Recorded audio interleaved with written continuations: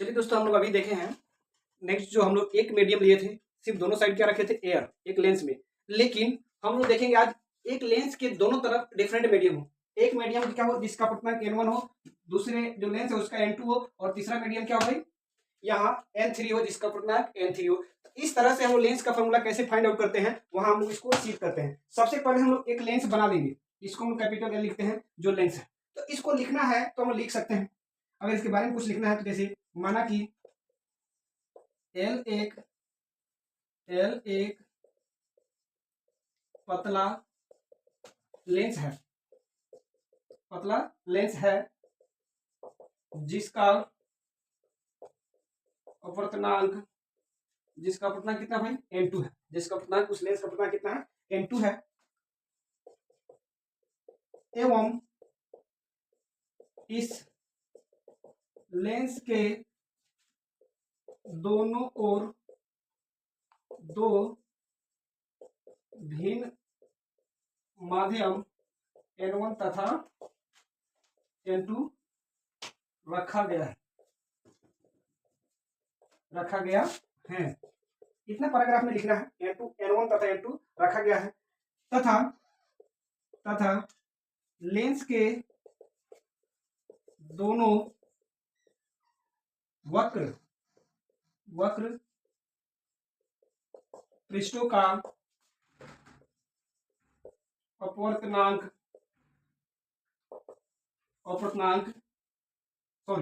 वक्र पृष्ठों का त्रिज्या क्या भाई, r1 तथा क्या भाई, r2 है। बस इतना पैराग्राफ में लिखना है। इतना क्या लिखना भाई, एक पैराग्राफ में लिख डालना है, जो एक सिद्ध करने के लिए इतने पैराग्राफ की आवश्यकताएं पड़ती है। इसमें हम लोग U और V नहीं लिखे, जैसे O और P1 क्या हो जाए भाई, वस्तु की दूरी। अगर हम लोग प्रतिबिंब देखा जाए तो P2 से क्या होगा भाई, I हो जाएगा P2I। या हम लोग इमेज देखें तो क्या होगा, P2I'। इसके लिए इसका प्रतिबिंब यहाँ और इस वस्तु का प्रतिबिंब यहाँ बनेगा। तो उस कंडीशन में हम लोग यहाँ देखे हैं किस तरह इसका प्रतिबिंब बनेगा। अब हम लोग सिद्ध करने की कोशिश करेंगे, ठीक है। तो हम लोग पहले किस मीडियम को लेंगे भाई, n1 लेंगे और n2। क्या लेंगे भाई, n1 और n2 को लेकर इसका मान लिखेंगे तो क्या होगा। जैसे प्रकाश कहां से प्रवेश कर रहा है भाई, एयर से। मतलब मान लो फर्स्ट मीडियम एयर माने तो यहाँ प्रवेश कर रहा है और यहाँ बाहर तीसरी मीडियम में जा रहा है। तो इस तरह से अगर फॉर्मूला लिखा जाए तो क्या होगा भाई, n2 बटा। अब n2 के लिए हम लोग लिखेंगे किसके लिए भाई, P2। देखो भाई यहाँ क्या होगा, P1 क्या हो जाएगा, P1 अगर लिखा जाए तो क्या होगा, P1I'।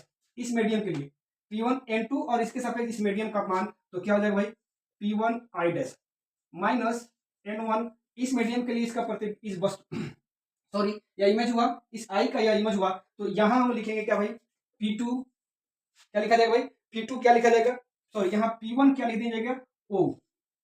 P1O वस्तु की दूरी और प्रतिबिंब की दूरी हम लोग यहाँ देख लिए। तो यहाँ बराबर में हम लोग क्या लिखेंगे भाई, बराबर में लिखा जाए n2 माइनस कितना, n2 माइनस n और r1।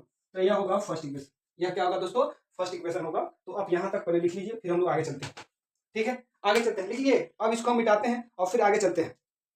अब दूसरी और तीसरे मीडियम के लिए लेंथ और इस पार्ट के भाग को हम लोग देखेंगे क्या होता है, ठीक है दोस्तों। चले,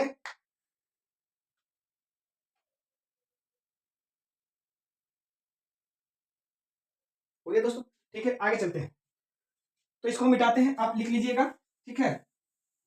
और तब देखिए, अगर हम लोग देखा जाए समीकरण 1 एवं समीकरण 2 को, क्या भाई, समीकरण 1 एवं समीकरण 2 को हम लोग किस तरह लिखेंगे।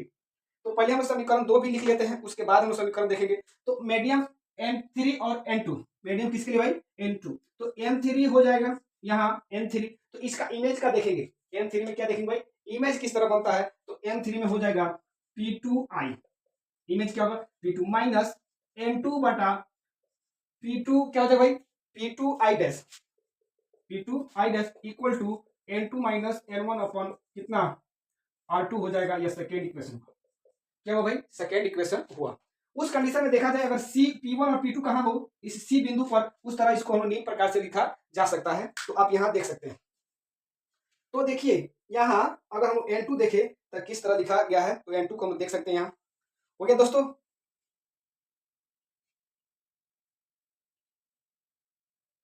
लिख लिए, आगे चलें। तो इस हम लोग समीकरण 1 एवं 2 यहां मिटाते हैं दोस्तों थोड़ा सा, ठीक है। समीकरण 1 भी और समीकरण 2 भी, तो यहां हम लिख सकते हैं समीकरण 1 एवं दो को निम्न प्रकार से लिख सकते हैं। समीकरण 1 एवं समीकरण 2 को निम्न प्रकार से लिख सकते हैं। वहां थोड़ा सा ईंक दो, तब तक आप इसको लिखिए, थोड़ा सा हम ईंक इसमें डाल दें।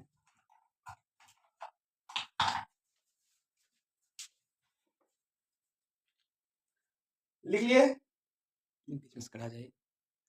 ठीक है, आगे चलते हैं हम लोग। क्या लिखे हैं भाई, यहाँ समीकरण 1 एवं समीकरण 2 को निम्न प्रकार से लिख सकते हैं। अगर समीकरण 1 एवं 2 को लिखें तो हम लिख सकते हैं यहाँ मतलब का P1 और P2 कहाँ लिया जाएगा भाई, P1 और P2 किसके जगह पर, C के जगह पर लिया जाए, मतलब वही लेंस का मध्य बिंदु हो, तो उसको लिख सकते हैं N2 बाई, क्या लिखे भाई, N2 by C I dash minus N1 upon C आई, क्या भाई N1, सॉरी यहाँ इसको हम लोग PO था तो वहां क्या लिख सकते हैं CO, PO था तो वहां P1 था तो वहां क्या लिख सकते हैं CO बराबर N2 माइनस N1 अपन कितना R1, यहाँ कितना हो जाएगा भाई R1 होगा। तो यह समीकरण कितना हो जाएगा, समीकरण 3 हो गया। अब उस प्रकार से हम लोग समीकरण 2 को लिखें तो यह हो जाएगा N3 क्या हो जाएगा भाई, N3 लिखे तो N3 में क्या हो जाएगा भाई CI minus N2 CI dash, क्या होगा भाई CI डैश होगा। इस तरह हम लिख सकते हैं और बराबर कितना हो जाएगा N3 माइनस N2 अपॉन कितना R2 तो यह समीकरण हो जाएगा कितना भाई 4 हो जाएगा। इस समीकरण कितना हो जाएगा 4 हो जाएगा, समीकरण कितना हो जाएगा 4। तो यहाँ हम देखो समीकरण 1 एवं 3 को 1 एवं 2 को लिखे हैं N2 बटा CI डैश माइनस N1 अपन CO, जो P होता उसको हम P1 को किस में लिखे गए CO में R1 लिख दिए। अब तीसरा जो समीकरण दूसरा समीकरण था उसको हमने लिख दिया यहाँ N3 अपॉन P2 को हम किस में लिखे भाई, P2 अपना लेकर उसको हम लिख सकते हैं CI, P2 ना लेकर PI ना लेकर P के जगह हम क्या लिख सकते हैं भाई C, तो यहाँ से वो क्या होगा भाई C हो गया, जिसका मान हम लिखे हैं CI।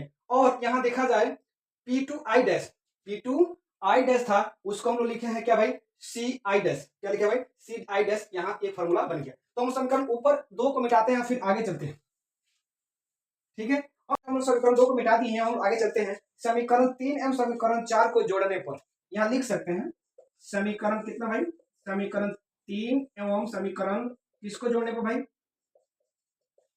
समीकरण 4 को जोड़ने पर।